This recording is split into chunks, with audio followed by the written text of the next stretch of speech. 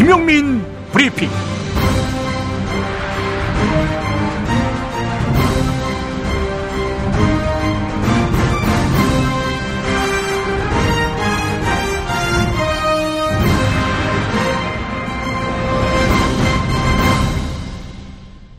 김용민 브리핑. 이 시간은 지난 8월부터 방송된 최동석 칼럼의 종합편을 총 4회에 걸쳐서 나누어 보내드립니다. 이번 네 번째 에피소드에서는 12월 17일, 24일, 31일, 올해 1월 7일, 14일, 21일 방송을 모았습니다. 광고 듣고 시작합니다.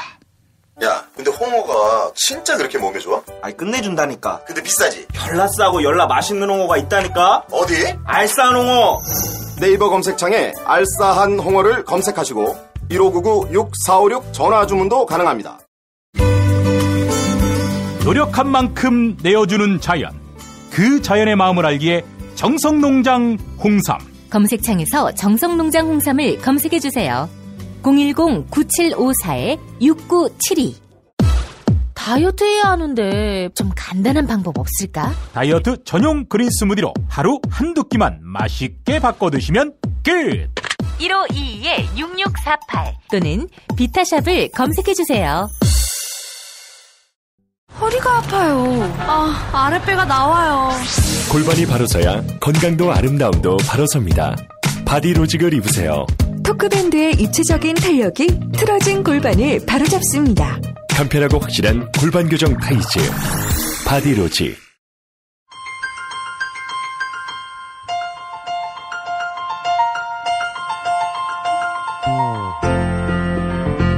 최동석 칼럼.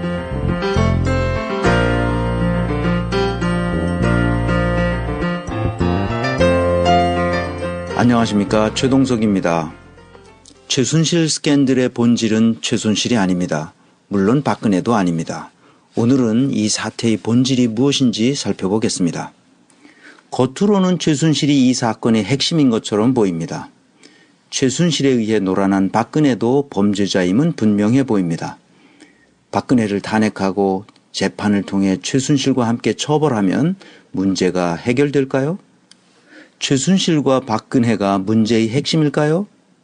그들의 행위는 국정농단 사태의 실마리를 제공했을 뿐 사태의 본질은 아닙니다. 결론부터 얘기하면 재벌 일가들이 이 사태의 본질입니다.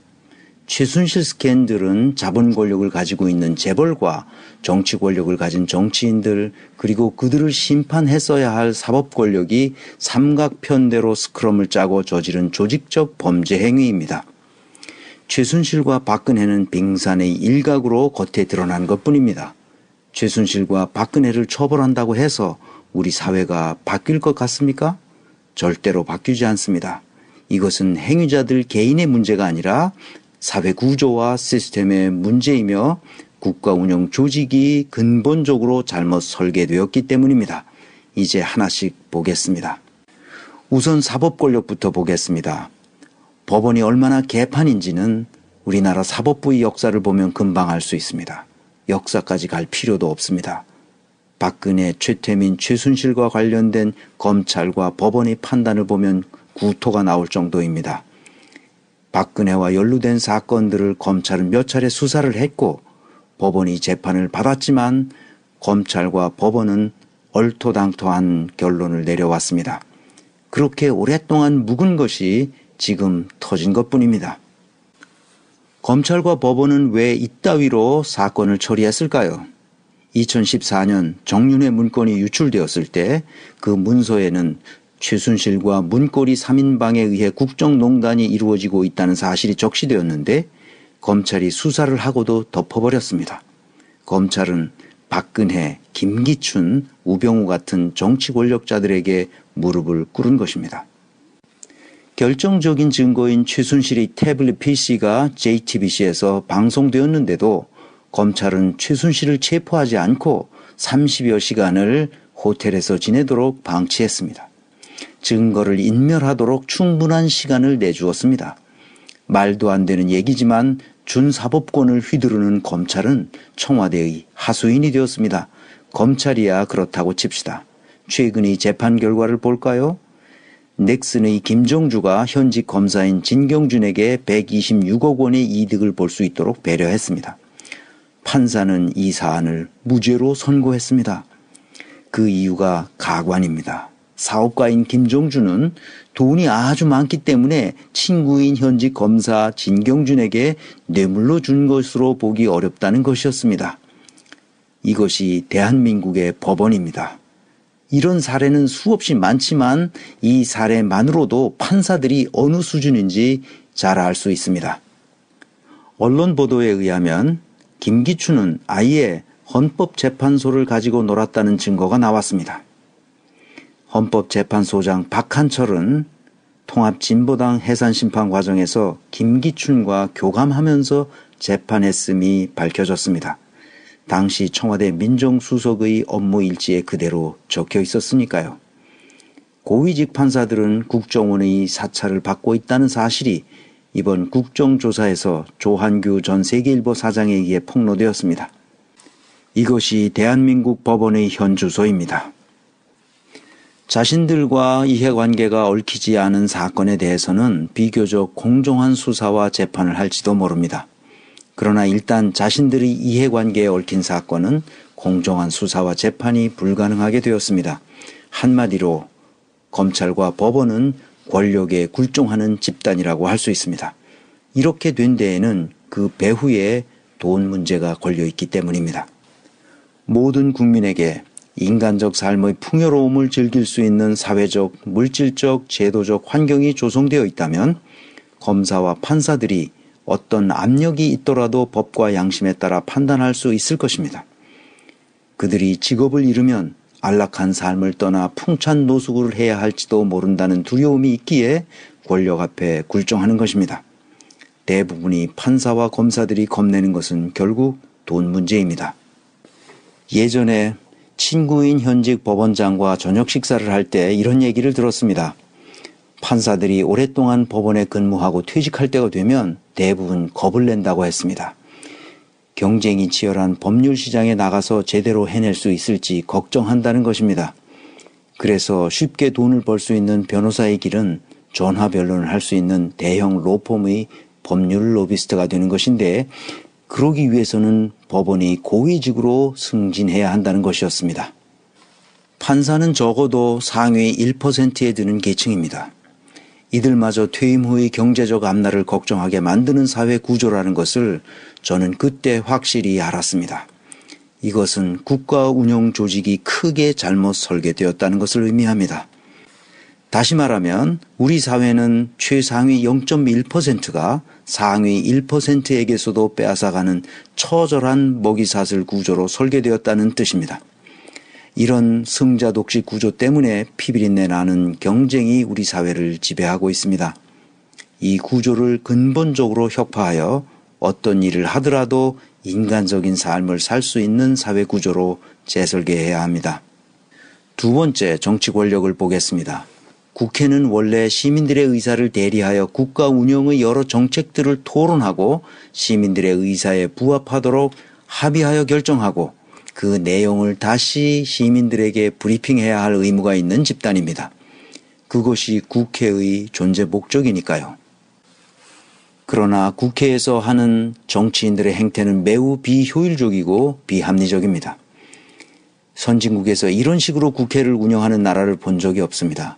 시민들이 국회에 어떤 기대도 할 수 없는 상태가 되었습니다. 예를 들어 봅시다.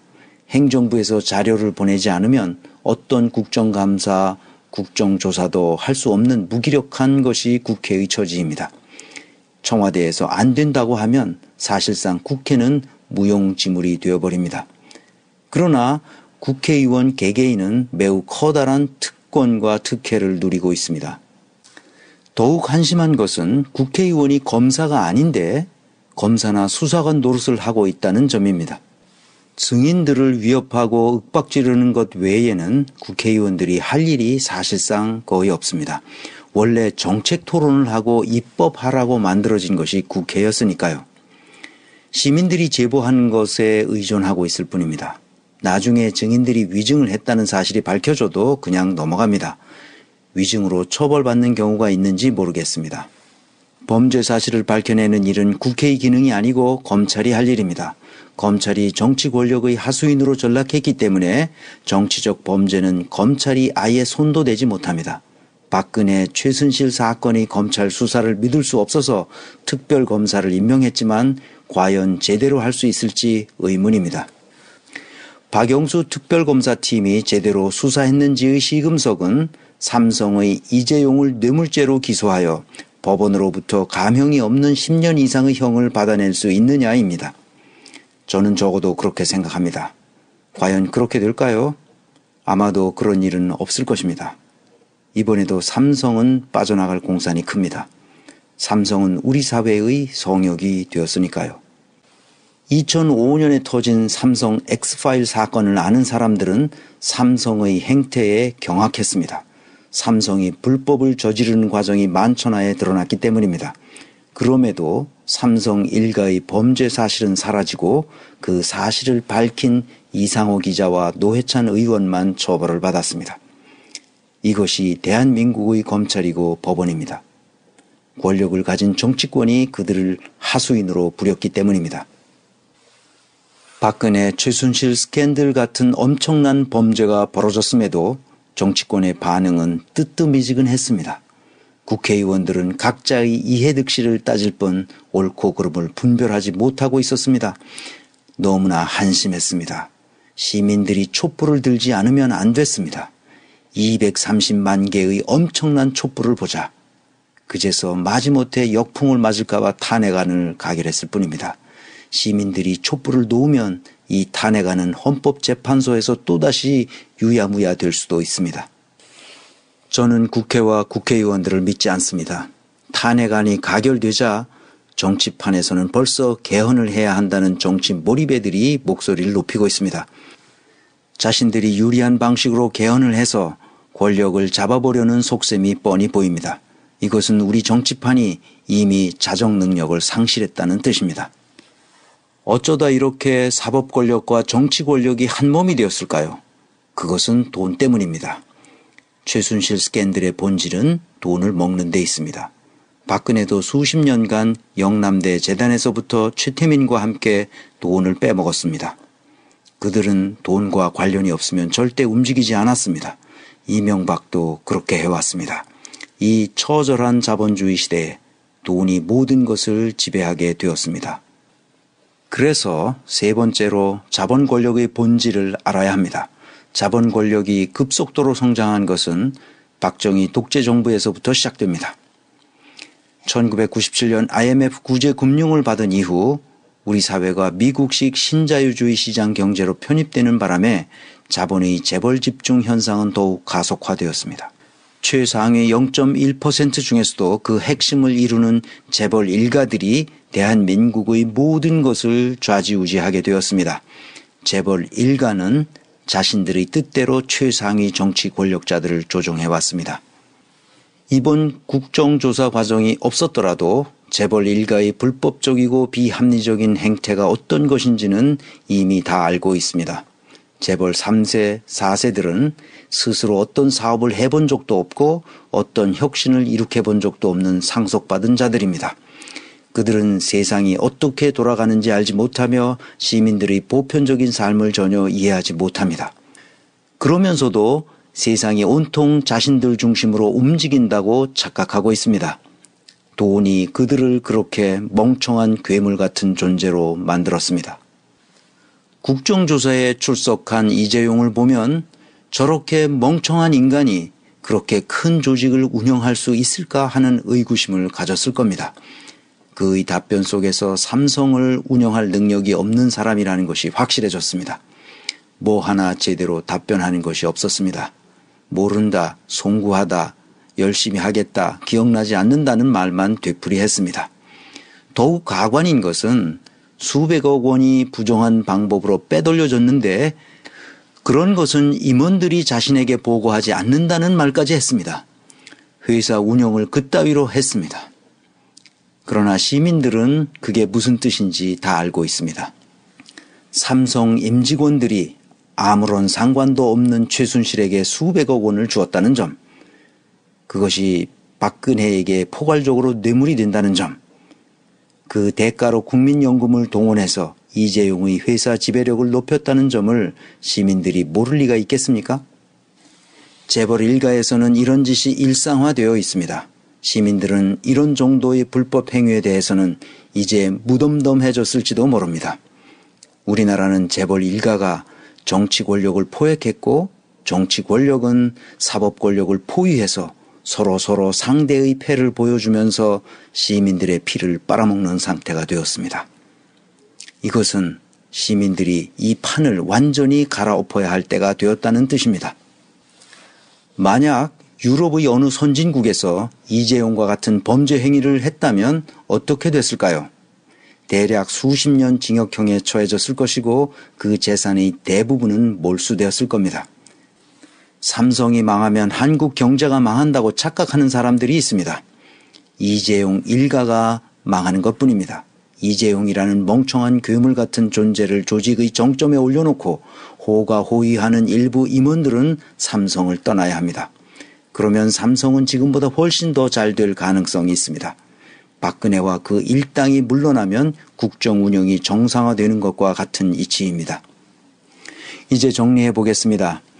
우리 사회는 지금 자본 권력, 정치 권력, 사법 권력이라는 삼각편대가 스크럼을 짜고 시민들의 피를 빨아먹고 있습니다. 최상위 0.1%는 스스로 자정될 수 있는 집단이 아닙니다. 이것은 어제 오늘의 문제가 아니라 해방 후 지금까지 한 번도 변하지 않고 내려오는 악습입니다. 박근혜와 최순실을 처벌한다고 해서 문제가 해결되지 않습니다. 시민들의 촛불은 바로 이 악의 삼각편대를 해체시켜야 한다는 요구입니다. 이 삼각편대의 해체가 바로 분권화된 자율적인 조직인 DAO를 실현하는 출발점입니다. 저는 이것이 우리 민족에게 내려준 천재이루의 기회라고 생각합니다. 이 혁명이 완성될 때까지 절대로 감시의 고삐를 늦추지 맙시다. 이 혁명의 기회를 놓치지 맙시다. 다음 시간에도 분권화된 자율적인 조직, 즉 DAO에 대해서 살펴보겠습니다. 지금까지 최동석 인사조직연구소장이며 아시아 연구네트워크 인사조직혁신센터장인 최동석 박사였습니다.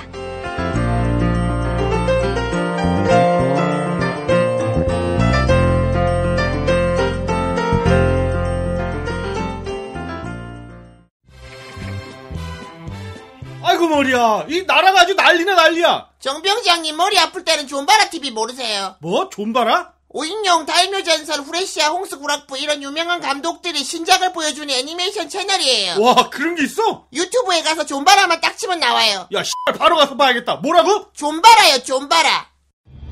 현대인의 몸에 있는 독, 어떻게 치유할까요? 아로니아라는 열매에 강력한 효과가 있습니다. 검색창에서 장봉근 아로니아를 찾으시고 1522-1194로 하시면 됩니다. 정권 교체를 함께 염원하는 판촉물 쇼핑몰 네피알, 기념품, 답례품, 기왕이면 네피알로 인터넷 검색창에 입력하시거나 032-519-4800으로 전화하세요. 카카오톡 아이디는 네피알. 일산에 있는 풍무양고기, 영양 가득한 양갈비와 양꼬치, 피자, 자네도 그 맛을 아는가? 무당이 저를 데려간 적이 없어서. 031-902-9292.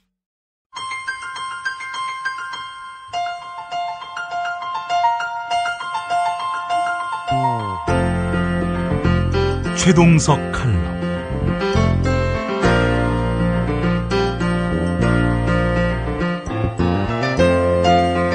안녕하십니까, 최동석입니다.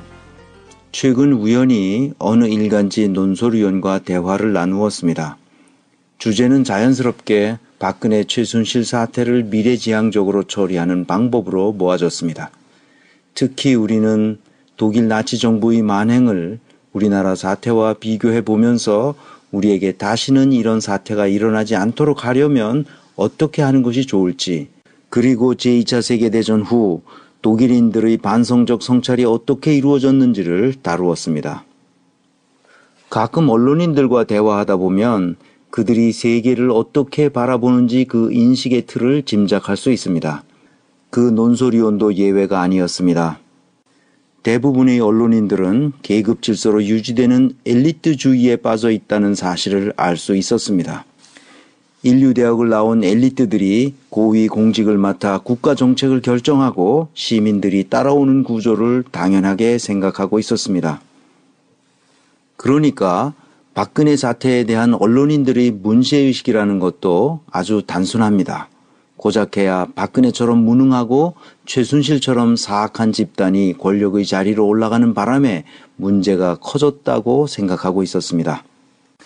그래서 더 똑똑한 사람들이 고위직으로 올라갈 수 있도록 해야 한다고 생각하는 듯 했습니다.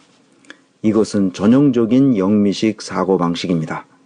그러면서 그는 독일인들이 어떻게 나치 정부의 과오로부터 완벽하게 탈출하여 오늘날과 같은 사회를 만들 수 있었는지를 알고 싶어 했습니다. 그는 언론인으로서 박근혜 사태를 미래지향적으로 해결할 수 있는 방법을 칼럼으로 제시해 보고 싶어 했습니다. 그래서 잠시 19세기 프로이센의 역사적 발전 과정과 제2차 세계대전 후 오늘날의 합의제 민주주의 그리고 합의에 의한 의사결정 제도에 대해서 잠시 설명했습니다. 그는 놀랍다고 했고 독일 사회가 그렇게 운영된다는 사실에 대해 처음 들었다고 했습니다. 헤어진 후 나중에 그의 이력을 찾아보니 영국에서 공부했고 뉴욕 특파원과 런던 특파원을 지낸 소위 언론계의 엘리트 그룹에 속하는 사람이었습니다. 상명하복의 위계질서가 무너지면 어떻게 조직이 제대로 굴러갈 수 있는지 의구심을 가지고 있었습니다. 그는 국가 운영 모델의 영미 계열의 앵글로색슨 모형과는 전혀 다른 유럽의 게르만 모형과 스칸디나비아 모형이 있다는 사실조차 모르는 것 같았습니다. 이 세 개는 모두 영미식의 조직 운영 모형만 있는 줄 알고 있었습니다.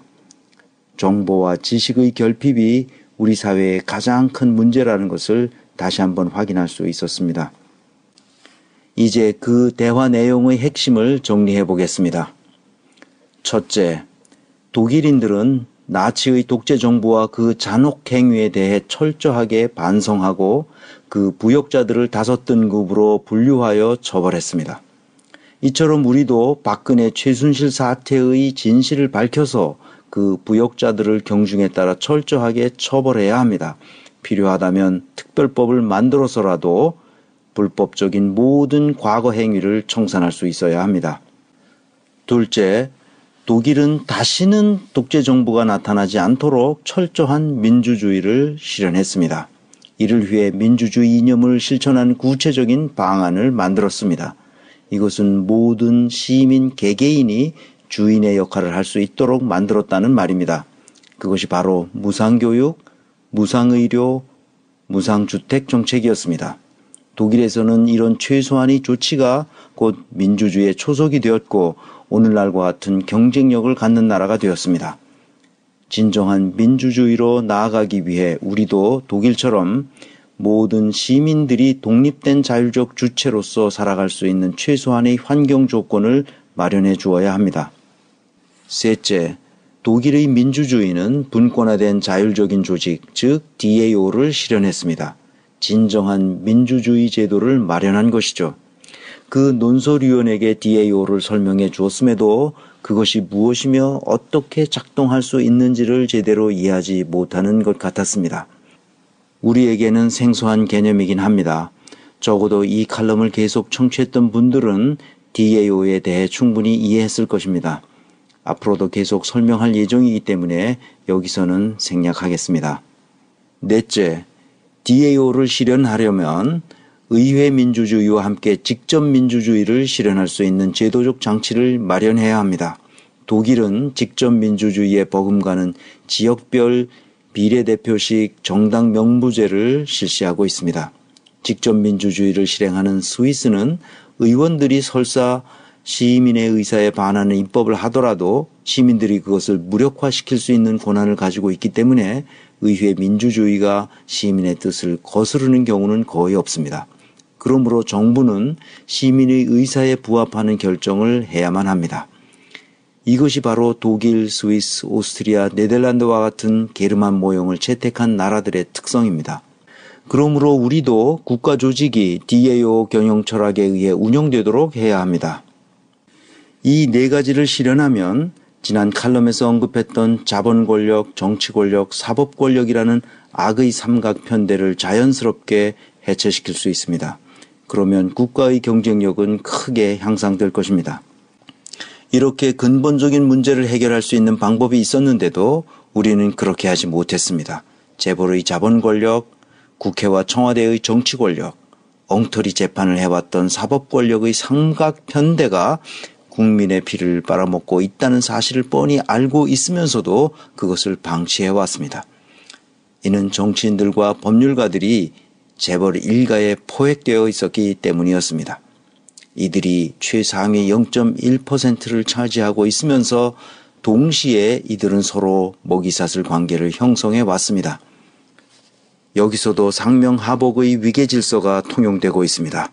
사법 권력은 정치 권력에 예속되고 정치 권력은 다시 자본 권력의 통제를 받고 있습니다. 우리 사회는 자본이 모든 것을 좌지우지하는 상태가 되었습니다. 자본주의 사회에 살고 있기 때문에 자본 권력이 먹이 사슬의 최정점에 있는 것은 매우 자연스러운 현상처럼 보입니다. 자본 권력은 인간의 잘 살고자 하는 욕망에 소구하기 때문에 거역하기가 아주 어렵습니다.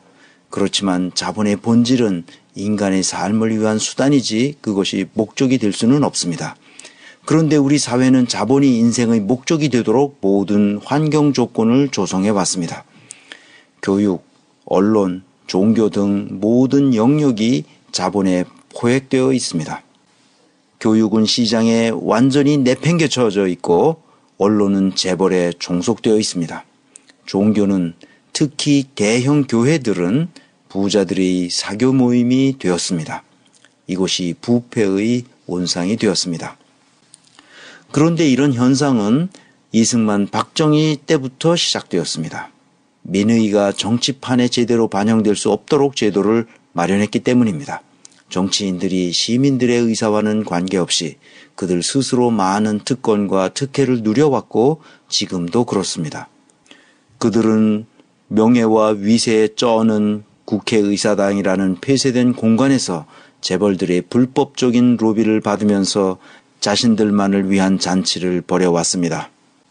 그들이 만들어낸 법률은 대부분 시민들의 삶과는 관련이 없고 오히려 재벌들의 자본 축적에 도움이 되는 것들이었습니다. 그 증거는 너무나도 명백합니다. 나날이 시민들의 삶이 궁핍해지고 있지만 재벌 일가들의 자본 축적과 갑질과 횡포는 나날이 늘어났기 때문입니다. 국회는 시민들의 일상과 동떨어진 입법 활동을 해왔다는 증거가 이것보다 더 확실한 것이 어디 있겠습니까? 그들은 재벌의 사주를 받아 입법해왔음이 분명합니다. 심지어 김대중, 노무현 정부 시절에도 마찬가지였습니다. 그 10년 동안 재벌 일가의 자본 축적은 늘어났지만 일반 시민들의 삶은 나날이 위축되었기 때문입니다. 멋진 말로 하자면 자본 권력의 힘은 갈수록 커져 정치 권력을 완전히 포획해버렸습니다. 심지어 재벌 일가에서 범죄를 저지르면 국가 경제에 공헌했다는 이유로 처벌이 경감됩니다. 국가 경제를 좀먹어온 자들인데도 말입니다. 일반 시민들과는 전혀 다른 잣대의 법률이 적용됩니다. 지금 야당의 대권 주자들이 대통령이 되면 이런 상황이 바뀔 것 같습니까? 천만의 말씀입니다. 왜 나라가 이 꼴로 진행되어 왔을까요?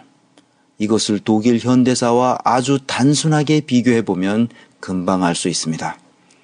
이승만 초대 대통령은 독일의 콘라드 아데나워 초대 총리와 비교해야 합니다. 한 살 차이로 연배가 비슷하고 초대 정부 수반이었다는 점에서 그렇습니다. 이승만은 독재 정부의 기초를 놓았지만 아데나워는 민주정부의 기초를 놓았습니다. 그 후 박정희 대통령은 독일의 빌리 브란트 총리와 비교할 수 있습니다. 서로 4살 차이로 연배도 비슷하고 두 번째 정부의 수반이 되었기 때문입니다. 박정희는 이승만보다 더 강력한 독재 정부를 운영했습니다. 그러나 브란트 총리는 아데나워 총리보다 더 많은 민주주의를 실현하자는 구호를 실천함으로써 동소독 통일의 기초를 놓았을 뿐 아니라 오늘날 제4차 산업혁명을 독일이 선도할 수 있도록 그 혁명의 에너지를 축적할 수 있는 분권화된 자율적인 조직, 즉 DAO의 초석을 놓았습니다. 이승만과 콘라드 아데나워, 박정희와 빌리 브란트, 이들은 정확히 같은 시대를 살면서 이렇게 다른 방식으로 정부를 운영했습니다. 그 원인은 아주 복잡한 것처럼 보입니다. 그래서 많은 학자들이 아주 다양한 원인을 분석했습니다. 역사적, 문화적, 사상사적, 기질적 원인 등 다양한 이유가 나왔습니다. 그러나 저는 오늘 이런 다양한 원인의 기저에 무엇이 있는가를 생각해 보려고 합니다. 독일인들은 상명하복의 위계 질서를 끊임없이 분권화된 자율 질서로 전환해 왔기 때문입니다. 박근혜, 최순실, 김기춘, 우병우, 이들은 상명하복의 위계 질서가 만들어낸 괴물들입니다. 그러므로 상명하복의 계급 질서를 혁파해내는 것은 대통령이 누가 되느냐보다 훨씬 더 중요한 과제입니다. 2002년 붉은 악마, 2008년 광우병 촛불 시위, 2016년 광화문 대첩은 아무도 명령하지 않았지만 자율적으로 광화문에 나왔습니다. 200만 명이나 넘는 사람들이 모였지만 다음날 새벽의 거리는 더 깨끗해졌습니다. 이렇게 우리는 분권화된 자율적인 조직, 즉 DAO를 실현할 수 있는 능력과 기질을 타고났음에도 불구하고 독재 정치를 할 수밖에 없는 잘못된 방식으로 특권층에게 조직 설계를 맡기는 바람에 시민들이 지금까지 피해를 입어왔습니다. 이제는 직접 민주주의를 실현할 수 있는 DAO를 설계할 때입니다. 오늘 토요일 크리스마스 이브입니다.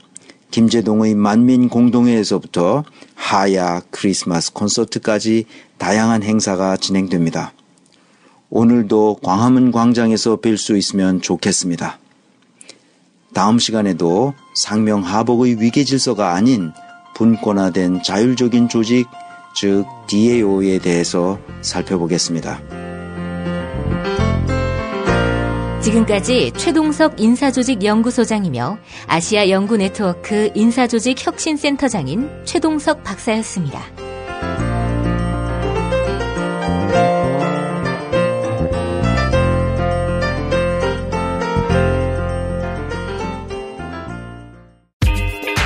자기야, 매트리스 고르기 너무 힘들어. 대한민국 최초 매트리스 멀티샵 매트리스엠 몰라?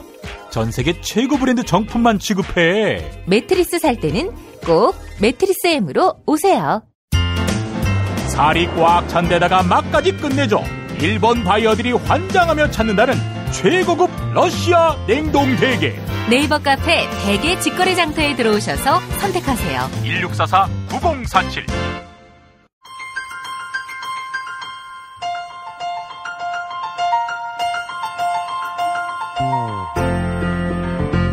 최동석 칼럼.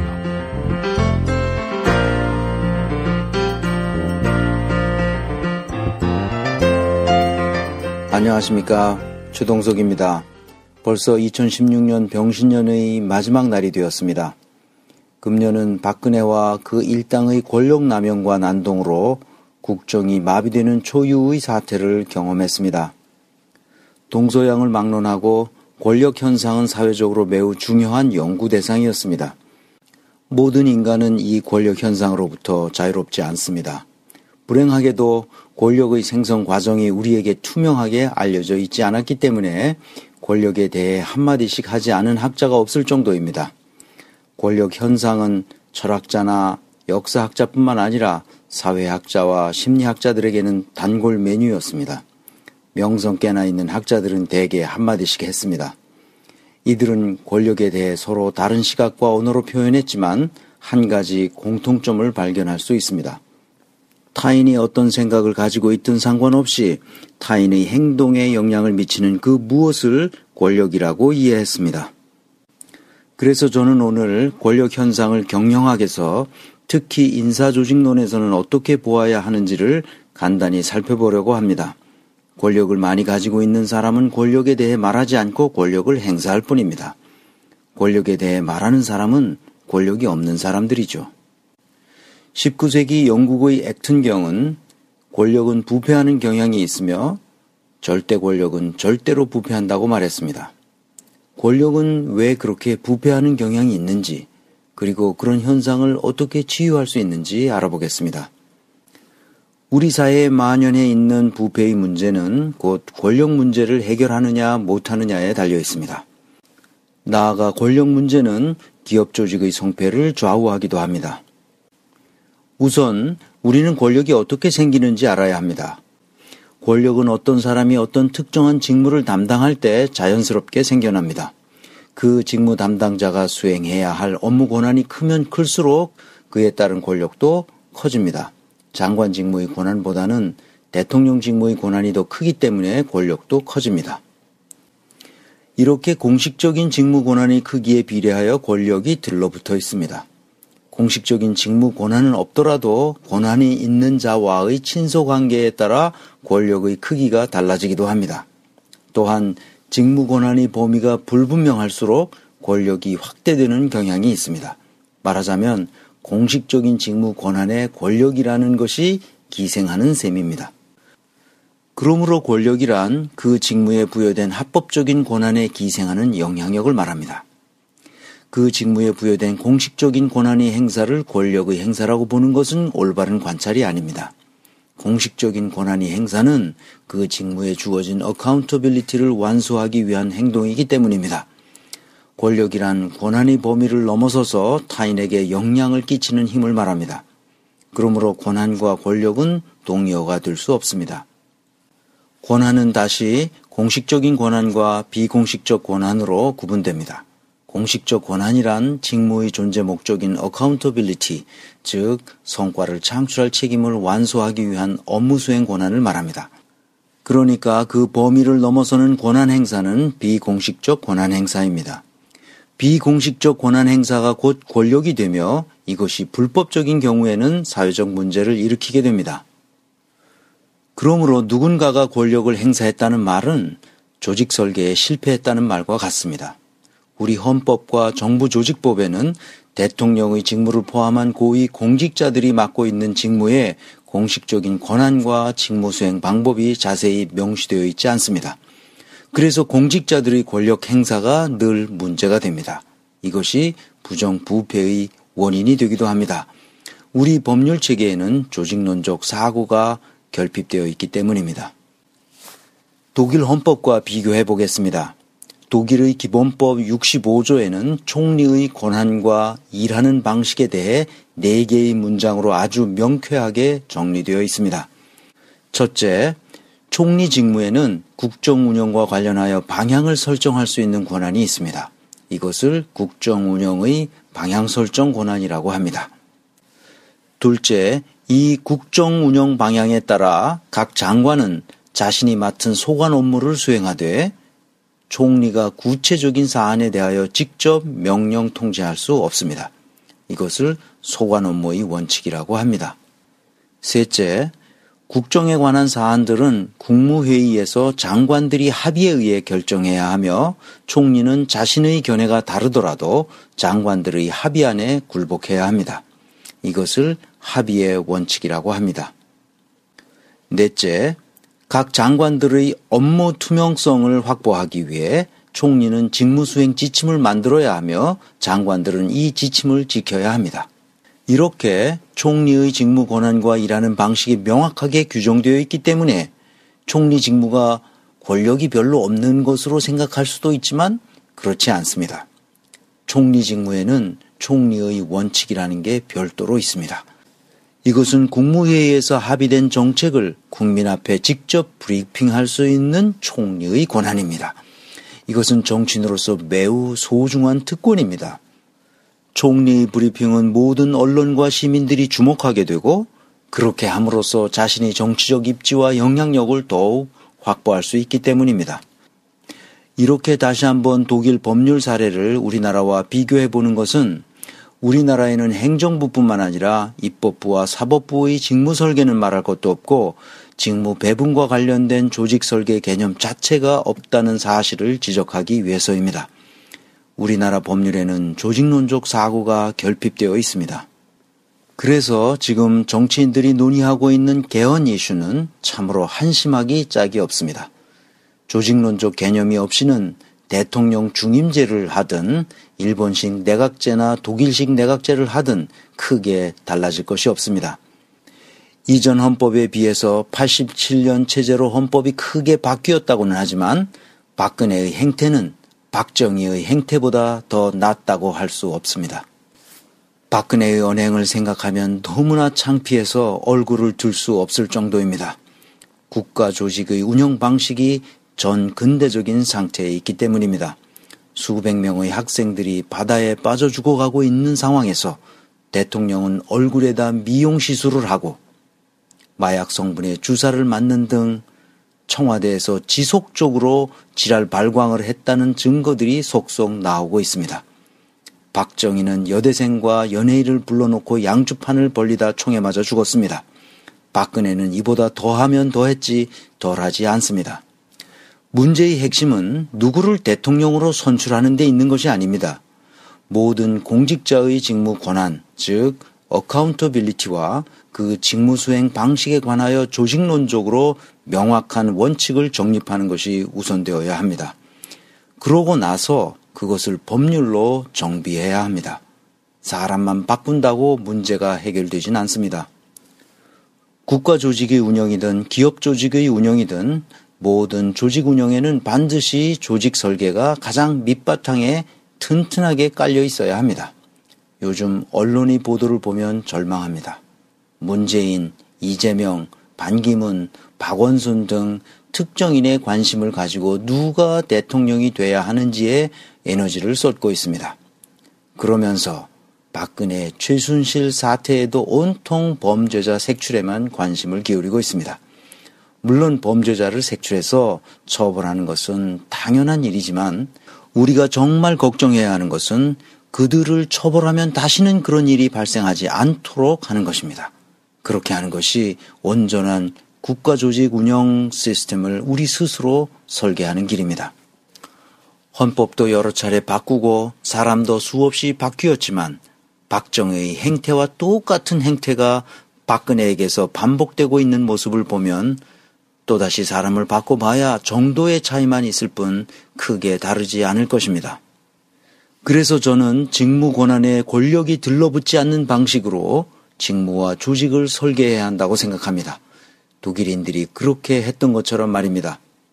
권력은 쉽게 부패하는 경향이 있고 절대 권력은 절대로 부패하기 때문입니다. 독일의 공직자들은 우리 공직자들에 비해 부정부패를 덜 저지릅니다. 독일인들이 우리보다 더 도덕적이어서가 아닙니다. 자신의 권한에 권력이 들러붙어 있지 않기 때문에 부패할 엄두를 내지 못하고 있을 뿐입니다. 우리에게 필요한 것은 올바른 조직론을 배우는 것입니다. 독일인들은 지난 수백 년 동안 직무 권한과 그 권한에 들러붙어 있는 권력 현상을 해결하기 위해 조직론을 발전시켜 왔습니다. 그 과정에서 무수한 논쟁을 거쳤고 공직자들이 부패하지 못하도록 하는 조직 설계 방법을 마련해 왔습니다.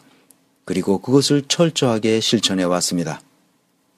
지금은 독일인들이 제4차 산업혁명의 물결에 부합하는 새로운 조직 설계를 어떻게 해야 하는지 논쟁하고 있습니다. 그러나 우리에게는 직무와 직무 담당자조차 제대로 구별하지 못할 정도로 조직론에 대해서는 무지한 상태에 있습니다. 예를 들어 보겠습니다. 청와대 소위 문고리 3인방의 예가 아주 적절합니다. 그들은 대통령을 돕는 직무를 맡은 사람입니다. 대통령을 더 잘 돕기 위해 그리고 더 좋은 아이디어를 얻기 위해 친구들이나 지인에게 자문을 구할 수 있습니다. 이것은 비공식적인 권한에 해당한다고 할 수 있습니다.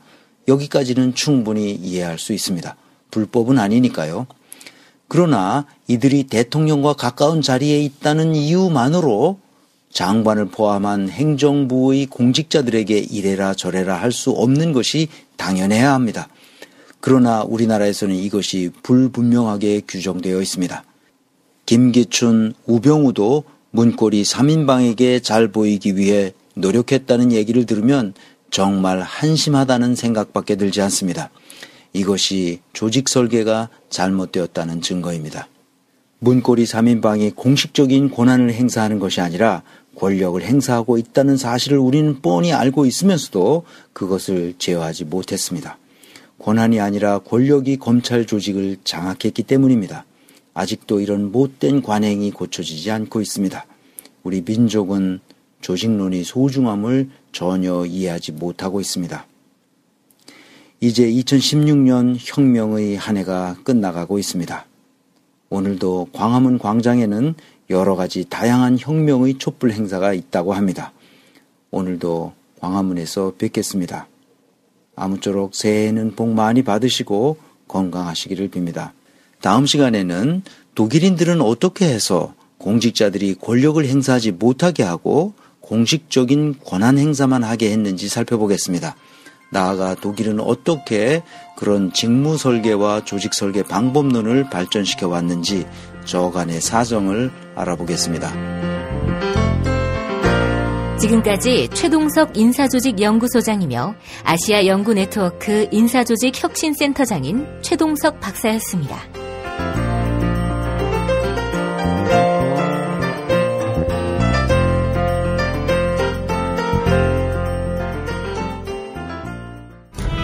정말 맛있다. 이 말 한마디면 모든 게 설명됩니다. 30년 전통 자연의 이로움을 담은 김치, 이담채 김치. 1544-4586 1544-4586. 술자리 많은 요즘 3차까지 달린 당신을 위한 필수품 전창걸의 새싹 땅콩차. 이제 속쓰림은 잊으세요. 070-8635-1288 070-8635-1288. 참치의 맛은 좋은 참치가 좌우합니다. 구이동 대양 참치가 그렇습니다. 무한 리필에 더한 무한 감동. 직접 경험해보세요. 구이동 대양 참치 02-455-8087. 닭갈비. 이젠 전혀 새로운 맛을 경험하세요. 킹 닭갈비. 일반 맛, 짜장 맛, 파스타 맛까지. 11번가 옥션, 지마켓, 스토어팜에서 킹 닭갈비를 검색하세요. 수아비스 화장품에서 2017년 신년맞이 감사 선물을 준비했습니다. 1월 한 달간 화장품을 구입하시는 모든 분들께 상품권을 드립니다. 지금 바로 수아비스 화장품을 검색하셔서 소중한 사람들과 건강한 화장품을 나누세요.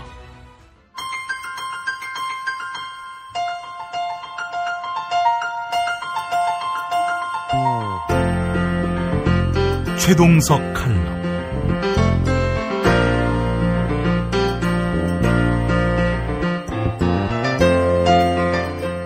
안녕하십니까, 최동석입니다. 지난 시간에는 권력과 권한의 관계에 대해서 설명했습니다. 오늘은 권력관계가 아니라 직무에 부여된 합법적인 권한의 범위 내에서만 직무를 수행할 수 있도록 하는 조직 설계에 대해서 알아보겠습니다. 그것이 직접민주주의 제도입니다. 87년 체제의 헌법을 만들었던 사람들은 권력과 권한의 의미를 정확히 알고 있었던 것으로 보입니다. 헌법 제1조 2항에 대한민국의 주권은 국민에게 있고 모든 권력은 국민으로부터 나온다라고 명확하게 선언하고 있습니다. 권력이라는 용어가 헌법에 단 한 번 나오는데 바로 이것입니다. 권한에 들러붙어 있는 권력을 사용하는 것은 국민에게만 허용됩니다. 다른 그 누구도 권력을 사용해서는 안 된다는 것입니다. 때문에 권력이란 시민 의사를 표출하는 상황에서만 나타나는 가장 강력한 영향력입니다. 그러니까 권력은 시민에게만 주어지는 유일한 힘입니다. 그럼에도 불구하고 우리 헌법 정신의 가장 큰 문제점은 헌법 제40조에 있습니다. 입법권은 국회에 속한다로 명시함으로써 시민 의사를 오로지 국회의원이라는 대리인을 통해서만 행사할 수 있도록 했습니다.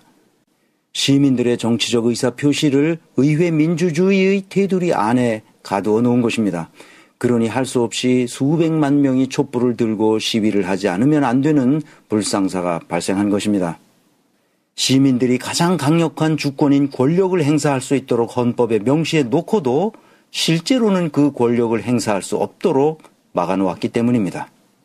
권한이라는 용어는 헌법에 부칙을 포함하여 11번이 언급되지만 그것은 모든 국가 운영에 필요한 주요 직무 수행자들에게 마땅히 주어져야 하는 합법적 권리를 표현할 때 사용되고 있을 뿐입니다. 이처럼 헌법에도 권력과 권한의 용어 사용이 명확히 구분되고 있음을 알 수 있습니다. 그럼에도 우리 공직자들은 권력과 권한의 개념조차 구분하지 못하는 한심한 상황에 놓여 있습니다. 권한을 가진 사람들은 그 권한에 들러붙어 있는 권력을 사유화함으로써 국가가 온통 부정부패의 나락으로 떨어지게 만들었습니다. 저는 입법권을 국회로 제한한 헌법 조문 자체가 스스로 주권 재민의 헌법 정신을 거부하는 잘못된 조문이라고 생각합니다. 직접 민주주의를 원천적으로 가로막고 있기 때문입니다. 이전 칼럼에서 여러 차례 예를 들었습니다만 스위스는 이 지구상에서 가장 풍요롭고 안전하고 인간적인 삶을 향유할 수 있는 나라입니다. 생산성과 창의성이 가장 높은 나라에 속합니다. 스위스는 의회 민주주의와 직접 민주주의를 병행하는 나라입니다. 정치인들이 의회에서 시민의사에 반하는 입법을 할 수 있습니다. 이 경우 5만 명이 청원하면 그 법안을 국민투표에 붙여야 하며 국민투표에서 부결되면 의회를 통과한 법률도 즉시 폐기됩니다.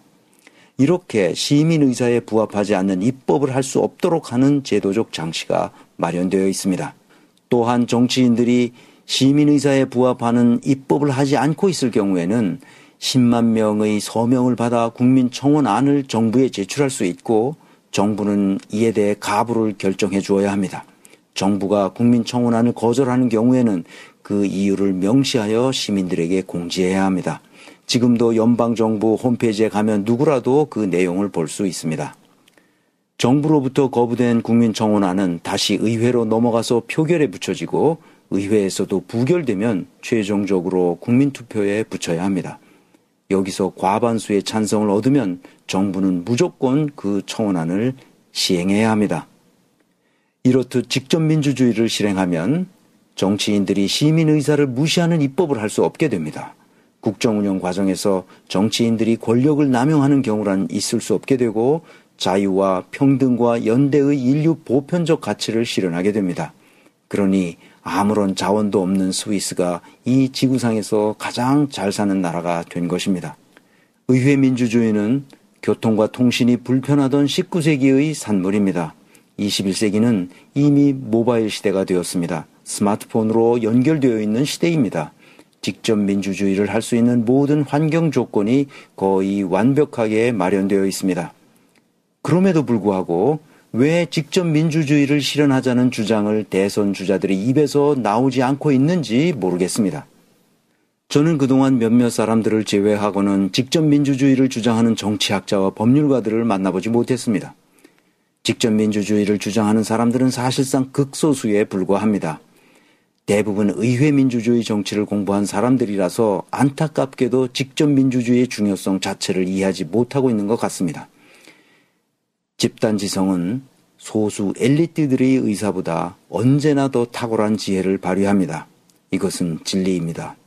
그러므로 이제는 집단지성이 발현될 수 있도록 하는 국가운영 조직의 시스템적 설계가 중요해졌습니다. 그러면 유럽인들은 어떻게 이런 문제를 해결해 왔는지 간단히 살펴보겠습니다. 독일에서도 조직론에 대한 수많은 논쟁이 있어 왔습니다. 이 조직 논쟁이 왜 벌어졌느냐 하면 인간에 대한 관점이 근본적으로 엇갈렸기 때문입니다. 인간은 선한 존재인가 아니면 악한 존재인가? 선한 속성도 가지고 있지만 악한 속성도 동시에 가지고 있다고 할 수 있는가? 그렇다면 인간의 본성은 교육을 통해 변화시킬 수 있는가 없는가? 이 때문에 논쟁을 많이 벌여왔습니다. 여러분은 어떻게 생각하십니까? 어느 하나의 관점만이 옳다고 할 수 없는 상황이 되었습니다. 과학적 연구 결과를 보아도 역시 어느 하나의 관점이 완벽하게 인간의 속성을 설명하지 못하고 있습니다. 학자들마다 서로 다른 주장을 하고 있으니까요. 그럼에도 불구하고 인간에 대한 모든 관점을 포괄하는 보편적인 조직 설계 이론을 만들어야 했습니다. 인간에 대한 현대적 관점은 세 가지로 요약됩니다. 첫째, 인간의 본성은 쉽게 바뀌지 않는다는 사실입니다. 따라서 가르친다고 해서 본성이 바뀌지 않는다는 것이죠. 둘째, 인간에게는 선한 기질과 악한 기질이 공존한다는 사실입니다. 순전히 선한 사람도 없고 순전히 악한 사람도 없으며 모든 인간의 내면에는 어느 정도 선과 악이 뒤섞여 있다는 것이죠. 셋째, 처한 환경에 따라 선악의 기질은 조금씩 달리 나타난다는 사실입니다. 그러니까 환경 조건을 정비함으로써 얼마든지 인간의 선악을 통제할 수 있다는 것이죠. 인간에 대한 이러한 관점은 오늘날 조직론에 심대한 영향을 주었습니다. 인간의 타고난 본성을 바꾸려고 하기보다는 인간이 처한 환경 조건을 정비함으로써 선한 본성은 드러나게 하고 악한 본성은 억제될 수 있도록 조직을 설계하는 수많은 방법론을 개발해 왔습니다. 유럽인들이 어떤 과정을 거쳐 조직에 대한 관점을 변화시켜 왔는지 잠시 알아보겠습니다. 유럽의 중세에는 조직이란 사람들이 모인 집단으로 생각했습니다. 가정과 국가로 형성된 단순한 조직 형태였습니다. 그 당시에는 조직 내에 있는 직무와 그 직무를 맡고 있는 직무 담당자가 구분되지 않은 비분화된 상태였습니다. 그 직무가 창출해야 할 accountability, 즉 성과 책임이란 개념도 없었습니다. 그러니까 직무 담당자의 개인적 성향과 권력 취향에 따라 조직이 좌우되고 예측 가능성도 지속 가능성도 확보하기 어려웠습니다. 권력을 가진 사람들이 자신의 욕망에 따라 조직을 좌지우지할 수 있는 시대였습니다. 피라미드형 계층 구조로 조직이 설계되어 있었기 때문에 그 계급 구조에 따라 직무를 개인적 소유물로 여겼습니다. 특히 귀족들의 직무는 세습되었기 때문에 마땅히 직무는 개인적 소유물이었습니다. 요즘 재벌 일가의 세습 행태와 그들의 반사회적 행패를 보면 직무와 직무 담당자가 구분되지 않는 조선시대의 모습을 보는 것과 같습니다. 박근혜 최순실 사태는 대통령이라는 직무를 개인적 소유물로 생각하고 자신이 마음대로 할 수 있는 것으로 여겼기 때문에 발생했습니다. 박근혜의 사고체계는 직무와 직무 담당자를 구분할 정도로 조직 인식 수준이 발달해 있지 않았음이 분명합니다. 박근혜를 추종하는 일당의 행태를 보아도 그렇습니다. 근대적 조직 설계와 법률 체계를 전혀 이해하지 못하고 있고 권력을 자신들 마음대로 휘둘러도 된다는 생각에 머물러 있습니다. 이들 역시 조선시대를 넘어서지 못하고 있습니다. 진실로 이들은 권력을 가진 자의 개인적 이기심을 최대한 충족시키는 방식으로 직무를 이해했습니다. 이명박과 그 일당은 아예 국가 운영 자체를 개인적인 수익 모델로 이해했다는 것이 모든 사람들에게 알려졌습니다. 이렇게 된 가장 큰 원인은 권력의 자리에 올라서면 개인적인 욕망을 마음껏 분출할 수 있도록 엉성하게 법률체계를 만들었기 때문입니다.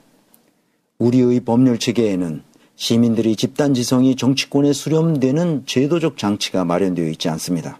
그러니 자본 권력이든 정치 권력이든 권력의 자리에 나아간 사람들은 서로 스크럼을 짜고 시민들의 고혈을 빨아먹는 사태가 지속되어 왔습니다. 19세기 후반과 20세기 초에 막스 웨버라는 걸출한 철학자가 나타나서 이러한 현상을 근본적으로 해결할 수 있는 관료제 조직을 생각해냈습니다. 오늘날 관료제 조직의 폐해를 비판하는 사람들이 많습니다만 당시로서는 조직 운영의 지속 가능성과 예측 가능성을 확보하기 위한 위대한 조직 이론이었습니다. 직무에 합법적인 권한을 부여하고 그 범위 내에서 직무 담당자가 직무를 수행하도록 하는 조직 설계 방법론을 제시했기 때문입니다. 이것은 조직 설계에서 매우 획기적인 발전이었습니다. 이때부터 서서히 조직은 단순히 사람들의 집합체가 아니라 직무의 집합체로 인식하게 되었습니다. 조직 밖에 있는 사람들이 조직 내에 있는 여러 직무를 개별적인 계약 관계로 맡게 됨으로써 조직이 성립된다는 사실을 인식하게 되었습니다. 이것은 매우 중요한 발전이었습니다. 직무와 직무 담당자가 명확하게 구분되었고 직무 담당자는 직무에 부여된 권한 범위 내에서만 직무를 수행할 수 있게 되었기 때문입니다. 이제 21세기가 되어 제4차 산업혁명의 물결이 우리를 덮치고 있습니다. 우리가 조직을 어떻게 설계해야 이 파고를 타고 넘을 수 있을지 심각하게 고민해야 합니다. 지금까지와 같은 관행과 법률 체계로는 더 이상 희망이 없습니다. 직접민주주의를 실행하는 스위스, 직접 민주주의에 버금가는 비례대표식 정당 명부제를 시행하는 독일 등 유럽의 여러 나라를 참조해야 할 필요가 있습니다. 그들은 우리보다 더 똑똑한 사람들도 아니며 우리보다 더 선한 본성을 타고난 사람들도 아닙니다. 우리보다 더 큰 협동심을 가지고 있는 것도 아닙니다. 그들은 직접 민주주의 정신을 제도적으로 실현함으로써 우리보다 더 큰 성취를 일으켰을 뿐입니다. 우리가 후진 사회를 탈피하지 못하고 있는 것은 잘못된 제도적 장치들이 우리 민족을 옥죄고 있기 때문입니다. 북한도 마찬가지입니다. 권력을 손아귀에 쥔 사람들이 자신의 욕망에 따라 조직을 마음대로 좌지우지할 수 있도록 한 것이 바로 이런 비참한 나라로 만들었습니다. 그래서 일부 몰지각한 정치인들은 대통령 중임제 또는 의원 집정부제와 같은 권력을 분산하도록 개헌해야 한다고 주장하지만 문제의 본질을 호도하는 사람들입니다. 그들 역시 이런 혼란의 기회를 틈타 자신들에게 유리한 방식으로 권력 분점의 기회를 삼으려고 하는 것이 눈에 뻔히 보입니다. 모든 문제의 본질은 시민들의 의사가 국정 운영 과정에 전혀 반영되지 않고 있다는 사실입니다. 촛불을 들지 않았다면 지금쯤은 국회에서의 탄핵은커녕 여전히 최순실 태블릿 PC의 진위 여부를 가리면서 사태의 본질이 뒤집어졌을지도 모릅니다. 시민들의 의사가 직접 국정 운영에 반영되도록 해야 합니다. 대선 주자들의 공약을 보면 한심하기 짝이 없습니다. 청와대를 개혁한다느니, 검찰을 개혁한다느니, 재벌을 개혁한다느니 하는 모든 약속은 불필요합니다. 문제의 원인은 간단하기 때문입니다. 직접 민주주의를 실현하면 이 모든 문제가 해소됩니다. 직접 민주주의가 실현되지 않은 채 누군가 대통령에 당선되면 자신의 입맛에 맞게 개헌을 할 것이고 그러면 또다시 시민들의 의사는 왜곡될 것입니다. 직접 민주주의를 실현하는 것이 제4차 산업혁명의 파고를 타고 넘을 수 있는 분권화된 자율적인 네트워크 조직을 만드는 길입니다. 다음 시간에도 분권화된 자율적인 네트워크 조직에 대해 계속 살펴보겠습니다. 지금까지 최동석 인사조직연구소장이며 아시아 연구네트워크 인사조직혁신센터장인 최동석 박사였습니다.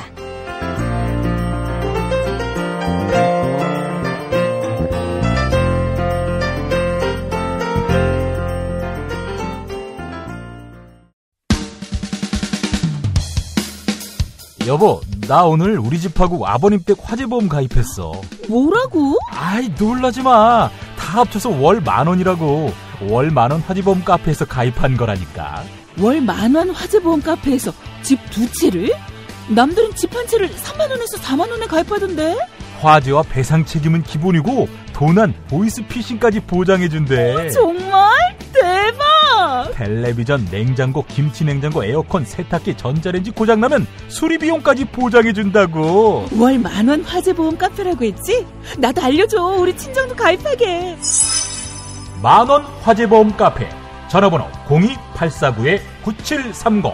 한 집이 가입해도 또 두 집이 가입해도 월 10,000원인 화재보험 카페 02849-9730으로 전화하시면 10년차 베테랑 손해보험 전문 설계사가 연중 무휴 상담해드립니다.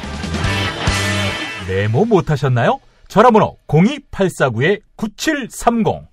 식당, 다중이용업소, 공장, 교회, 사찰 등 모든 업종의 화재보험과 배상 책임보험도 상담해드립니다.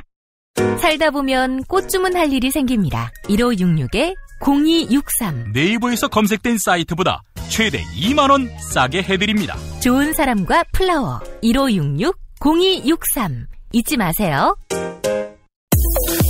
건강식품의 지존 전복을 택한다면 100% 완도에서 잡은 와우 전복. 네이버에서 와우 전복을 찾으세요. 010-2443-0818. 포르투갈 정통의 레시피로 만드는 에그타르트. 달콤함 그 이상의 감동. 타르트팜 킨텍스점. 일산 전 지역 배달. 단체 주문은 수도권 가능. 문의전화 031-923-2995. 검색창에 타르트팜 킨텍스점. 한우 사고를 집어넣고 24시간 팔팔 끓인 곰탕. 연지연 곰탕. 어린이부터 노인까지 누구나 좋아하는 건강식 연지연 곰탕. 택배로 신청하시려면 010 7252-1114. 김용민 브리핑과 함께하는 브리핑 대리운전 1522-9687. 수익금 일부는 김용민 브리핑 드라마 악인 열전 제작비로 쓰입니다. 1522-9687.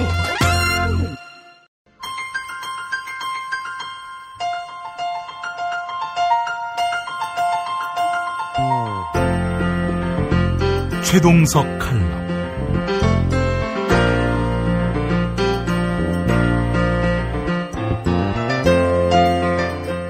안녕하십니까, 최동석입니다. 지난 시간에는 직접민주주의를 알아보았습니다. 오늘은 어째서 직접민주주의만이 근본적인 해결책인지 살펴보겠습니다. 박근혜는 어차피 탄핵될 것이고 그러면 곧바로 대선에 들어가야 합니다.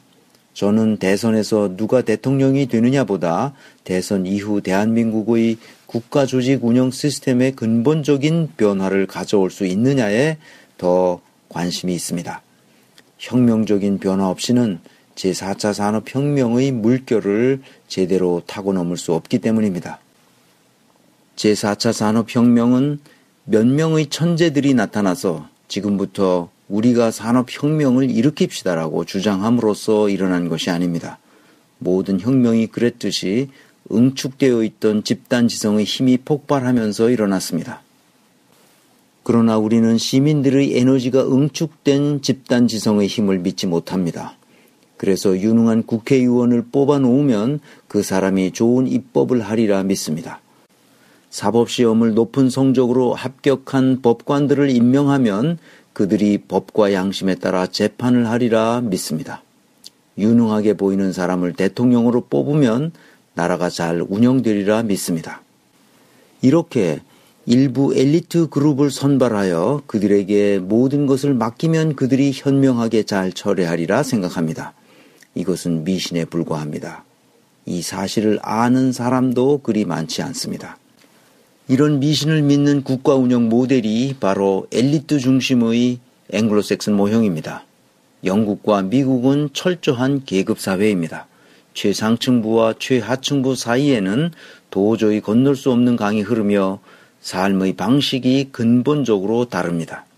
시간이 갈수록 최하층부는 최소한의 인간적인 삶을 살아갈 수도 없는 처참한 환경으로 떨어집니다. 마이클 무어 감독의 시코라는 다큐멘터리를 보셨을 겁니다. 미국에는 의료보험이 없는 가난한 사람들이 병원에 갈 수 없으니까 집에서 상처를 스스로 꿰매고 있습니다. 그러나 최상층부는 돈이 너무 많아서 주체를 할 수 없는 상태입니다. 미국은 이렇게 극과 극의 사회로 변화해 왔습니다. 시민계급과 엘리트 계급 사이에 커다란 장벽이 놓인 겁니다. 그러니 트럼프 같은 사람이 대통령으로 당선된 것은 이상한 일이 아닙니다. 영국도 마찬가지입니다. 브렉시트 사태는 영국의 엘리트 계급이 일반 시민들의 생각을 전혀 이해하지 못했기 때문에 발생했습니다. 이렇게 계급사회가 되면 시민들의 의사가 국가조직 운영에 반영되기 어렵습니다. 이전 칼럼에서 강조해 왔듯이 우리나라는 지금까지 조직론을 무시하고 조선 성리학의 전통에 따라 인성론만 강조해 왔습니다. 그 결과 권위주의적인 문화에서 오는 억압과 착취의 관행이 뿌리 깊이 남아 있습니다. 여기에 일본식 군국주의적 명령과 통제의 관행이 더해졌고 군사독재의 강압적인 조직 문화가 결합해버렸습니다. 다시 여기에다가 승자독식의 앵글로색슨형 경쟁 문화가 더 씌워졌습니다. 우리나라는 최악의 조직 문화를 갖게 되었습니다. 조직을 운영하는 방식에는 앵글로색슨 모형만 있는 것은 아닙니다. 앵글로색슨 모형은 가진 자들에게는 좋은 제도일 수 있으나 경쟁주의적이고 계급주의적인 측면이 강하기 때문에 비인간적인 사회를 만들기 쉽습니다. 민의를 반영하지 못하는 치명적인 단점이 있습니다. 이 세계에는 다양한 조직 운영 방식이 있습니다. 앵글로색슨 모형과는 전혀 다른 모형이 있다는 말입니다. 오히려 앵글로색슨 모형을 쓰는 나라는 극히 소수에 불과합니다. 여러 차례 강조했지만 게르만 모형이나 스칸디나비아 모형에서 우리는 많은 것을 배울 수 있습니다. 이런 모형들을 활용하는 나라에는 사회적으로 계급 구조가 뚜렷하게 생겨나지 않기 때문에 시민 계급과 엘리트 계급이 확연히 구분되지 않습니다. 사람 위에 사람 없고 사람 아래 사람 없다는 당연한 사실이 사회적으로 구현되고 있습니다. 시민들의 의사가 국정에 그대로 반영될 수 있도록 국가 운영 시스템을 설계했기 때문입니다. 정리해 보겠습니다. 역사적으로 보면 조선 성리학의 계급 질서에다 일제의 군국주의적 잔재가 더해지고 군사 독재의 억압적인 문화가 더 칠해진 상태에서 거기에다 다시 앵글로색슨 모형이 더해지는 바람에 우리나라가 안고 있는 핵심적인 문제가 무엇인지 살펴보겠습니다. 이제 우리는 시스템적으로 악순환 고리가 어떻게 연결되어 있는지 알아볼 필요가 있습니다. 이것을 그림으로 보면 이해가 쉽기 때문에 저의 블로그인 브런치에다 올려놓겠습니다. 우리나라가 겪고 있는 악순환의 시스템적 구조를 설명하자면 이렇습니다. 우선 정치인들은 권력의 자리를 차지하기 위해 우리 사회를 어떻게 바꾸겠다는 공약들을 남발합니다. 이 공약을 자세히 들여다보면 각계각층의 유권자들을 현혹시키는 약속들입니다. 공직비리 수사처를 신설하는 등 검찰을 개혁하겠다. 시민단체 출신 대법관을 임명하여 사법부를 개혁하겠다. 징벌적 손해배상제를 실시하여 재벌 개혁을 하겠다. 중소기업과 소상공인 적합업종을 확대하겠다. 비정규직을 30%로 감축하겠다. 최저임금을 인상하겠다. 복지정책, 보육정책, 교육개혁, 등록금 대책 등등 5만 가지 공약을 내놓습니다.